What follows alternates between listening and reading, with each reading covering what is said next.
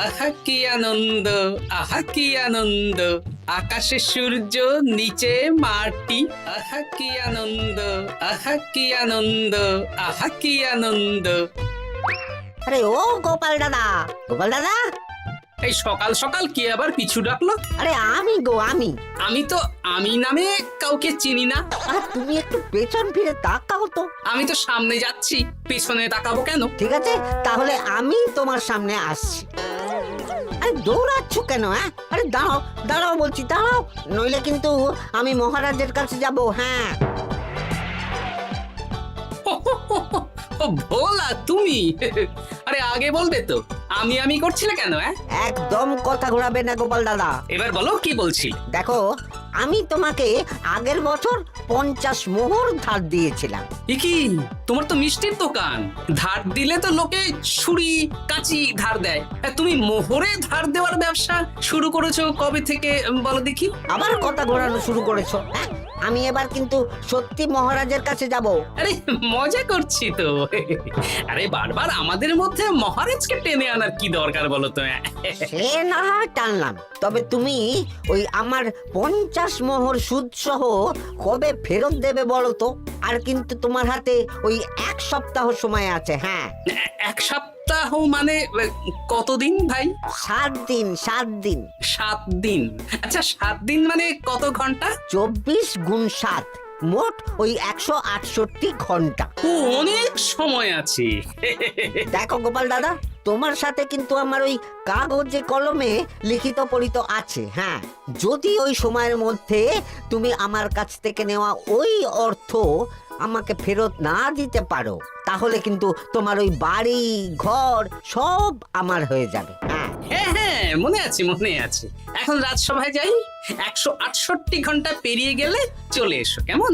বেশ, কথাটা মনে থাকে যেন। হ্যাঁ, তখন আর কিন্তু কোনো চালাকি করতে যাবে না, আমি সোজা মহারাজকে বলে দেব।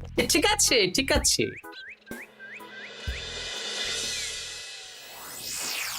দেখুন মহারাজ, নিজের চোখেই দেখুন, সবাই হাজির, শুধু গোপাল ধা। সত্যি গোপাল ইদানিং আবার দেরি করে আসা শুরু করেছে। ওকে আচ্ছা করে ধোলাই দিন, তাহলেই চলে আসবে। কাজের কাজ তো কিছু করে না, শুধু বসে থাকে, তাতেও এই। যা বলেছেন মন্ত্রী মশাই। আমার মতে গোপালকে রাজসভাতেই বেঁধে রাখুন, তাহলে আর বাড়িতে যেতেও হবে না, আর দেরি করে আসবেও না। রোজ রোজ গোপাল করে রাজসভায় আসতে দেরি, তাই এবার তার পায়ে পড়াতে হবে বেড়ি। এই তো মহারাজ চলে এসেছি। আর বলবেন না, রাস্তায় ভোলা ময়রা চেপে ধরছিল। থাক, আর অজুহাত দিতে হবে না। নেহাত ভাগ্যের জোরে এই রাজসভার চাকরিটা পেয়েছিল। মহারাজ ভালো মানুষ, তাই তোমাকে পুষছেন। আচ্ছা আপনি কি বলতে চাইছেন কি? আমি বলতে চাইছি যে মহারাজ যদি তাড়িয়ে দেন, তাহলে তোমার কি কিছু করে খাওয়ার যোগ্যতা আছে গোপাল? আপনার নিজের যোগ্যতা আছে? আছে বলেই মুখ ফুলিয়ে বলছি। হ্যাঁ, মন্ত্রী এটা একটা ভালো প্রসঙ্গ তুলেছে। আমার রাজসভার সকল সভাসদদের বলছি, যদি কোনো কারণে তোমাদের চাকরি চলে যায়, তাহলে তোমরা কি করবে একবার ভেবে দেখেছো? না মহারাজ, ভাবনাটা আমি সঠিক সময় কাজে লাগাই, ওই অকারণে ভেবে মাথা খারাপ করতে চাই না। হ্যাঁ, আহা, রাজসভার চাকরিটা তো তোমাদের পেশা। এই পেশার বাইরে তোমরা কে কি করতে পারবে? দেখুন মহারাজ, আমি তো ভেবেই দেখেছি যে যদি রাজসভার চাকরি না থাকতো, তাহলে আমি ব্যবসা করতাম। আমি মহারাজ যদি বিজ্ঞানী না হতাম, তাহলে শিক্ষা দান করতাম। আমি তো ছবি আঁকতাম, কলম না থাকলে আমি তুলি ধরবো। আমি কামারশালায় কাজ করতাম। আমার তো ছোটবেলায় মূর্তি বানানোর শখ ছিল, আমি মৃৎশিল্পের কাজ করতাম। কি গোপাল, এবার তুমি বলো। সবাই তো কিছু না কিছু বিকল্প ভাবনা চিন্তা করে রেখেছে। দেখুন মহারাজ, অনেক ভেবে দেখলাম আমার কাজ তো ভাড়ামো, তাই আমি লোক হাসিয়েই পয়সা রোজগার করব। আর বিশেষ কোনো গুণ তো আমার মধ্যে খুঁজে পাচ্ছি না মহারাজ। বেশ, আমি একটা ছোট্ট পরীক্ষা নেব। আজকের পর থেকে আগামী 7 দিন, আর এই 7 দিন তোমরা তোমাদের যা মন চায় সেটা করে রোজগার করবে। আমি তো খেতে ভালোবাসি। তাহলে খাবে। গোপাল হয় মুখ খুলে থাকে, নইলে চোখ বন্ধ করে। ও শুধু দুটো কাজই ভালো করতে পারে। আর সপ্তম দিনের শেষে বিচার হবে কে কত রোজগার করেছে। যার রোজগার সবচেয়ে বেশি হবে তাকে আমি দেব 100 মোহর উপহার। আর মহারাজ, যে সবচেয়ে কম রোজগার করবে তার বেতন থেকে আগামী 10 মাস 10 মোহর করে কাটা হবে। কি রাজি তো? হ্যাঁ, রাজি রাজি। আমি জানি যে গোপাল ফুটো করিও রোজগার করতে পারবে না, তাই গোপালই হারবে। বেশ, আর যদি অন্য কেউ হারে? তাহলে আমি নিজের বেতন থেকে তাকে আগামী 10 মাস 10 মোহর করে দেব। ব্যাস, এবার তোমরা কাজে লেগে পড়ো।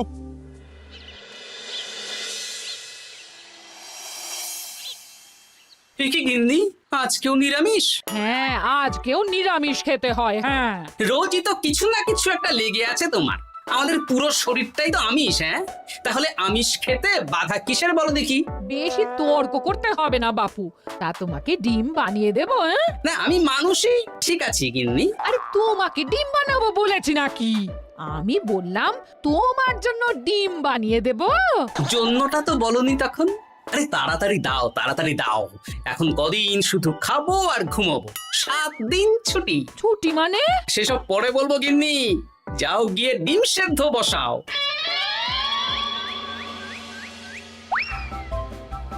আরে করছোটা কি? বাড়িতে যা মোহর আছে সব তুলে কোথায় নিয়ে যাচ্ছ? আড়ত বাজারে। কেন কেন? তুমি আড়তে গিয়ে কি করবে? আড়তটাই কিনে নেব। কেন? তাহলে খোলা বাজারের সব ব্যবসায়ী আমার কাছে আসতে বাধ্য হবে, আর আমি ভালো মুনাফা রেখে সব বিক্রি করব। এ কি? রাজবাড়ি সুখে চাকরি ছেড়ে দিলেন নাকি? না না না, এখন 1 সপ্তাহ ব্যবসা করে মহারাজের কাছে আমার যোগ্যতা প্রমাণ করব। সব পরে বুঝিয়ে বলবো। হ্যাঁ, আমি আপনাকে সব শিখিয়ে দেব। তাহলে ভাই ওই আগামীকাল সকাল থেকে কাজে লেগে পড়বো, কেমন? তাহলে বুঝতে পারলেন তো যে কি করতে হবে? হ্যাঁ হ্যাঁ জমিদার মশাই, কবিতা লেখা যেমন আমার পেশা, তেমনি চিত্রশিল্প আমার নেশা। তাহলে তো আর কোনো চিন্তাই নেই। আশা করি খুব সুন্দর ছবি আঁকবেন। আপনি 1 সপ্তাহ পর এই মন্দির চিনতেই পারবেন না। এই নিন আপনার জন্য 50 মোহর অগ্রিম। মন্দিরের চিত্রকলা শেষ হয়ে গেলে আরো 50 মোহর দেব, ঠিক আছে? বেশ।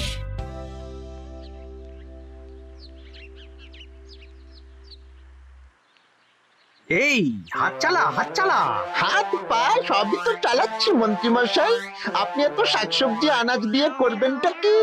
আমি এখন 7 দিন কৃষ্ণনগরের বাজার নিয়ন্ত্রণ করব, তাই সব জিনিসপত্র আড়ত থেকে আমি নিজেই কিনে নিয়েছি। এবার সাধারণ বাজারের দোকানদাররা আপনার কাছে আসবে। কাল সকাল থেকে শুধু মোহর গুনবো।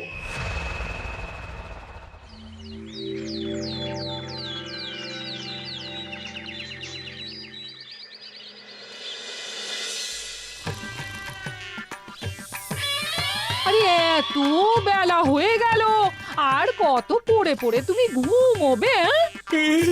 এত লম্বা ছুটি পেয়েছি, এখন তো বিশ্রাম নিতেই হবে গিন্নি। কিন্তু পুকুর ঘাটে গিয়ে তো আমি অন্য কথা শুনলাম। তুমি আবার কি শুনেছো? তোমাদের মহারাজ নাকি বলেছেন আগামী 1 সপ্তাহ তোমরা সকল সভাসদেরা ওই সকল সভাসদেরা নিজের ইচ্ছে মতো কাজ করে রোজগার করব। আমার কাজ তো ভাড়ামো করা, তাই ভাড়ামোর সুযোগ এলে সেটাই করব। কিন্তু যদি সুযোগ না আসে, তাছাড়া যার রোজগার সবচেয়ে কম হবে তার তো বেতন থেকে 100 মোহর কাটা হবে গো। এই খবরও পেয়ে গেছো? বাবা, পুকুর ঘাট না পরনিন্দা পরচর্চা কেন্দ্র? হ্যাঁ, ওসব বাজে কথা বাদ দিয়ে কোনো কাজ শুরু করো, কাজ শুরু করো। এরকম গা এলিয়ে শুয়ে থাকলে ভগবান এসে তোমাকে পয়সা দিয়ে যাবে না গো। গোপাল দাদা, ও গোপাল দাদা, বলছি গোপাল দাদা, কি খবর গো? এই তো গতকাল তোমার সাথে কথা হলো, আজ একেবারে বাড়িতেই চলে এসেছো। তোমার যা হালচাল তাতে তো মনে হচ্ছে ওই কদিন পরে বাড়িটা আমারই হবে। আর সেই আশাতেই বসে থাকো। এই ভোলা ময়রা এসেছে কেন গো? এসব কি বলছে? মা ঠাকুরুন, আপনার কাছে আর কি লোকাবো?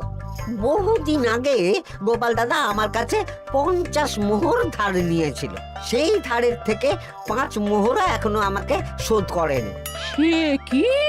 হ্যাঁ, শর্ত অনুযায়ী যদি গোপাল দাদা আগামী ওই 6 দিনের মধ্যে ধার না শোধ করতে পারে তাহলে এই বাড়ি আমার হয়ে যাবে। তুমি আমাকে এত বড় কথা লুকিয়ে রেখেছো? হ্যাঁ, না আমি বলবো বলবো করে বলা হয়ে ওঠেনি আর কি। এবার আপনি দেখুন গিন্দিমা কি করবেন। ভিটে মাটি ছেড়ে কোথায় গিয়ে উঠবেন দেখুন। কি গো, এতেও তোমার হুঁশ হয় না? হ্যাঁ? ধুর, এই অযথা চিন্তা করো না তো, কিছু না কিছু একটা হয়ে যাবে।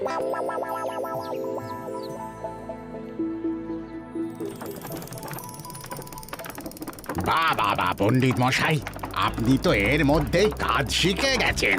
আমি তো ছোট থেকেই মাটির পুতুল বানাতে ভালোবাসতাম। বিভিন্ন দেবদেবীর মূর্তি নিজেই বানাতাম, তারপর পুজো করতাম।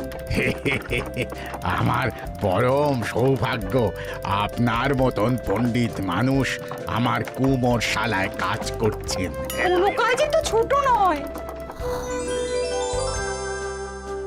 সত্যি সভাকবি মশাই, আপনার তুলিতে জাদু আছে।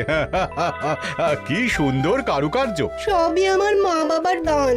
আমার বাবা খুব বড় চিত্রশিল্পী ছিলেন, উনি হাতে ধরে আমাকে ছবি আঁকা শিখিয়েছেন। বাহ বাহ বাবা।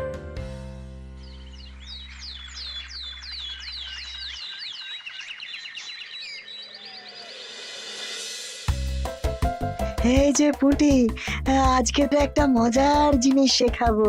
কি জিনিস? নয়ের নামটা তো তোরা পড়েছিস, হ্যাঁ, বল তো। 9 একে 9, 9 দুগুণে 18, 3 9 27, 4 9 36। ঠিক আছে ঠিক আছে, এবার থাম। পুরো মুখস্থ। সে তো বুঝতেই পারছি। এবার মজার জিনিসটা দেখ। 9 কে 9, 9 দুগুণে 18, 18 মানে কি? 1 10 8।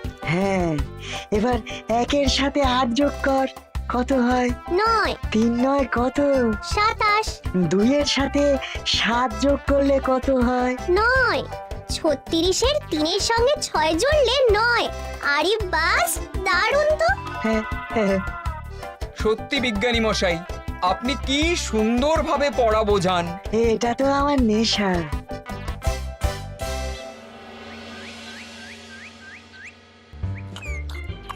বলছি, তুমি তো দিব্যি বাড়িতে বসেই আছো। হ্যাঁ, কিছুই তো করছো না। সত্যি বলো তো, তুমি ভাড়া মোছাড়া আর কি কিছু করতে পারো? হ্যাঁ, এই আদেশ করতে পারি। গেনি আরেকটু তরকারি দাও তো, জলের ঘটিটা দাও না। যত সব। আচ্ছা, সত্যি তো ভাঁড় না হলে আমি কি হতাম? আমি কুমোর হতাম। মাটির কাজ শুনেছি খুব সোজা। যাই, কুমোর পাড়ায় যাই।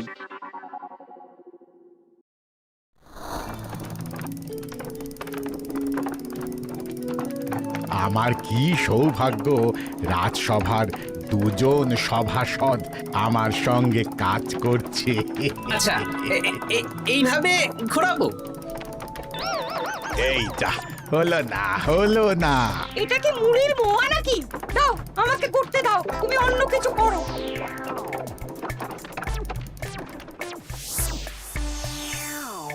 বলো গোপাল দাদা, কি দেবো? মুড়ির মোয়া, তিলের নাড়ু? আমি কিনবো না গো, বানাবো। হ্যাঁ, কি বানাবে? ওই মুড়ির মোয়া। কদিনের জন্য আমার একটা কাজ দরকার, বুঝলে? তা বেশ, তাহলে এসো, এই পিছনেই আমার কারখানা, গুড় মুড়ি সব রাখা আছে, বানাও। এই দেখো, এই যে গুড়ের হাঁড়ি আর ওই যে মুড়ির বস্তা, এবারে বানাও। বেশ, আমি তবে সামনে দোকানটা সামলাই।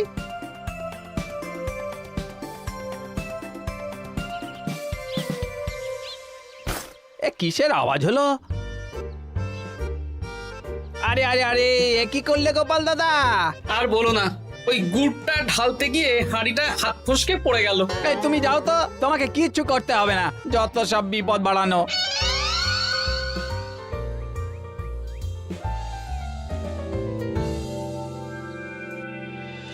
তোমার দ্বারা কিছুই হবে না। হ্যাঁ, সত্যি তো, আমার দ্বারা যে কিছুই হবে না গিন্নি। তাহলে তুমি করবেটা কি? এমন করে বলো না গিন্নি, সবারই খারাপ সময় যায়। আর খারাপ ভালো, যে সামান্য মুড়ির মোয়া বানাতে পারে না তার মুখে এসব মানায় না, মানায় না। এদিকে বাজারে সবজির দাম হু হু করে বেড়ে গেছে। তাই নাকি? বলি তুমি জানবে কি করে? কদিন তো শুয়ে বসে আছো, আমি তো বাজার দোকান করি। মন্ত্রী মশাই এখন আড়ত সামলাচ্ছেন আর সাধারণ বিক্রেতাদের চড়া দামে বিক্রি করছেন। হ্যাঁ, ও বেটা জীবনে শোধরাবে না। উনি তো তাও ছলে বলে রোজগার করছেন গো। আর তাছাড়া অনেকে পথে গান শুনিয়েও রোজগার করেন, সেটাও তো তুমি পারবে না। হ্যাঁ, এই তো পেয়েছি। 6 দিনের মাথায় তো রাজসভায় একটা বৈঠক হবে, সেদিনই আসল মজা জমবে। কিসের মজা গো? হ্যাঁ, সেটা সেদিনই বুঝতে পারবে।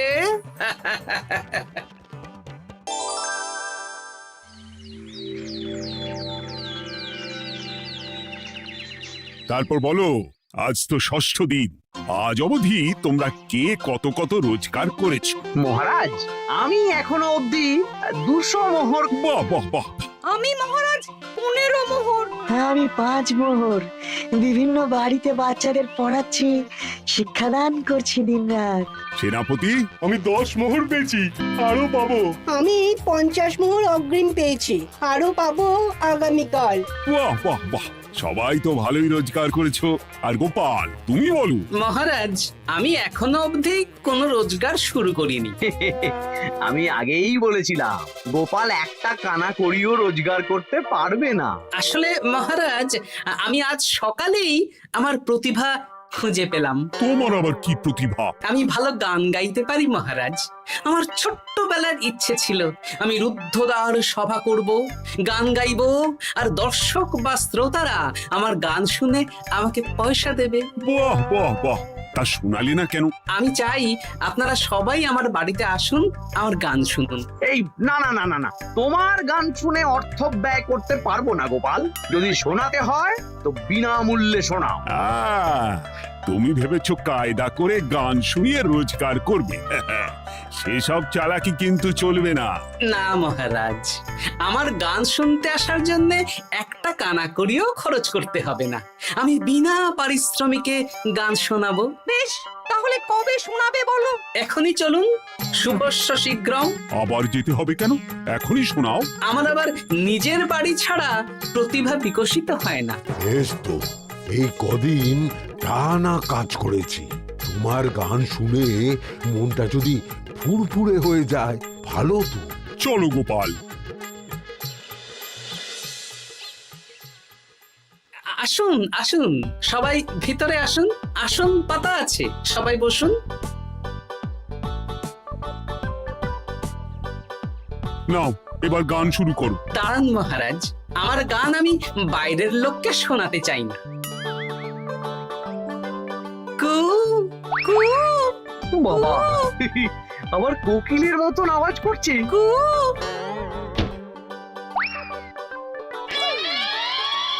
নাও নাও, শুরু করো।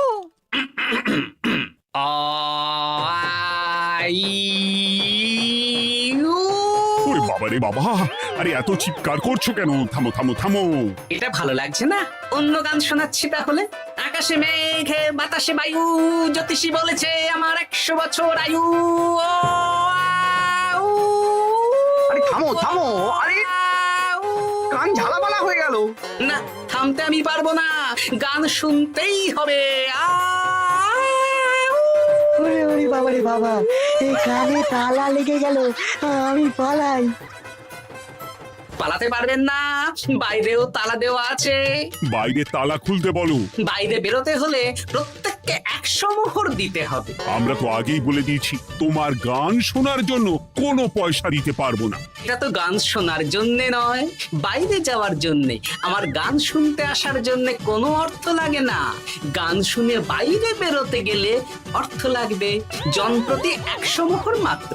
কি জ্বালাতন! হয় দিন, নইলে আবার শুরু করছি। ভাই থামো থামো। আপনারা কি সবাই দেবেন না এখানেই থাকবেন? এই আরে, আমার কাছে এখন 50 মতন মোহর আছে। আমার কাছে 5 মোহর আছে। সে আমি লোক পাঠাচ্ছি আপনাদের সবার বাড়িতে, পুরো অর্থ পাবো, তারপর সবাইকে ছাড়বো।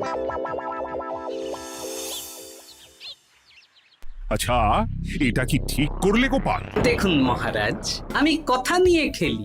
সব সভাসদেরা 6 দিন খেটে যা না রোজগার করেছে, আমি শুধু বুদ্ধির জোরে আর ভাড়ামো করে ঘন্টা খানিকের মধ্যে তার থেকে বেশি রোজগার করে নিলাম। যদিও এখনো একদিন সময় আছে। সত্যি গোপাল, তোমার বুদ্ধির জবাব নেই। মন্ত্রী মশাই, যে সবচেয়ে কম রোজগার করবে আপনাকে কিন্তু তাকে আগামী 10 মাস 10 মোহর করে দিতে হবে। হ্যাঁ নয় হ্যাঁ, এরকমই তো তুমি মুখ বড় করে বলেছিলে। গিন্নি কই গো, ভোলাকে ডেকে আনো, ওর ধার আজকেই শোধ করে দেব। হ্যাঁ যাচ্ছি। হ্যাঁ, আমরাও যাচ্ছি। গোপাল, কালকে রাজসভায় এসে তোমার পুরস্কারের অর্থটাও নিয়ে যেও। সে তো নিশ্চয়ই।